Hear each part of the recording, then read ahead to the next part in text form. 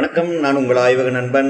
இது ஆய்வக பரிசோதனை மற்றும் ஆய்வகங்களுக்கான பிரத்யேக யூடியூப் சேனல். நம்ம இன்னைக்கு கலோரிமீட்டரோட பேசிக்கை பற்றி கொஞ்சம் நம்ம பார்ப்போம். ஆல்ரெடி நம்ம கலோரிமீட்டர்னா என்னென்னு எல்லாருக்கும் நமக்கு தெரியும். இருந்தாலும் ஒரு சின்ன ரிவ்யூ. நம்ம கலோரிமீட்டரோட பேசிக்கு பீர்ஸ் லாம்பர்ட்ஸ் லாங்கிறது அனைவரும் அறிந்ததே. அதாவது ஒரு குறிப்பிட்ட சொல்யூஷனுக்குள்ளார நம்ம ஒரு குறிப்பிட்ட வேவ்லென்த் உள்ள ஒரு லைட்டை நம்ம பாஸ் பண்ணும்போது அந்த சொல்யூஷனுக்குள்ளார இருக்கிற கலர் ஒரு சில கலர்ஸை அப்சர்வ் பண்ணினது போக மீதி இருக்கிற கலர் மீதி இருக்கிற அந்த நம்ம ஒளித்திரையில் படும். அந்த ஒளித்திரையில இருந்து வர்ற கரண்ட்டை வச்சு நம்ம எவ்வளோ அந்த சொல்யூஷனில் கலர் எடுத்துக்கொள்ளப்பட்டது என்பதை நம்ம அறிஞ்சு அதை நோன் வால்யூமோட அன்னோன் வேல்யூவை கம்பேர் பண்ணி நம்ம இருக்கிற அந்த சொல்யூஷனில் எவ்வளோ இருக்குங்கிறத நம்ம கண்டுபிடிச்சிட்டு இருக்கிறோம். நம்ம ஆரம்ப காலங்களில் கலோரிமீட்டரில் டெஸ்ட் போடுவோம். அதுக்கப்புறம் வெளியே எடுத்து ஸ்டாண்டர்டோட test base standard into concentration சொல்லி கால்குலேஷன் போட்டு ஒரு ஃபேக்டரை ரெடி பண்ணுவோம். அதுக்கப்புறம் எடுக்கிற சாம்பிளுக்கெல்லாம் அந்த ஃபேக்டரை பெருக்கி நம்ம ரிப்போர்ட் நம்ம கொடுத்துக்கிட்டு இருந்தோம்.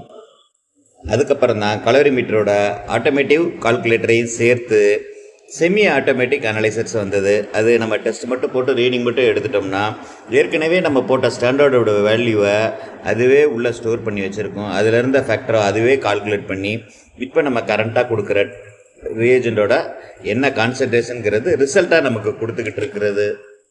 இதே நம்ம செமி ஆட்டோமேட்டட் அனலைசருங்கிறோம். இது இல்லாமல் சாம்பிள் எடுத்து டெஸ்ட்டு போட்டு அதுவே கால்குலேட் பண்ணி அதுவே ரிசல்ட் கொடுக்குற ஃபுல்லி ஆட்டோமேட்டட் அனலைசர்ஸ் வரைக்கும் வந்துருச்சு.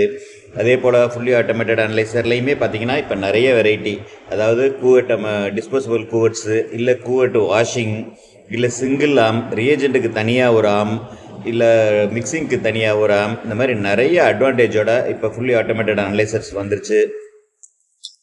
ஏன் நம்ம பார்கோட் பண்ணி நம்ம சாம்பிளை உள்ளே வச்சிட்டோம்னா என்ன டெஸ்ட்டுங்கிறத முதற்கொண்டு எல்லாத்தையுமே எடுத்து டெஸ்ட் போட்டு கொடுக்குற ரோபோட்டிக் அனலைசர்ஸ் வரைக்கும் வந்துருச்சு.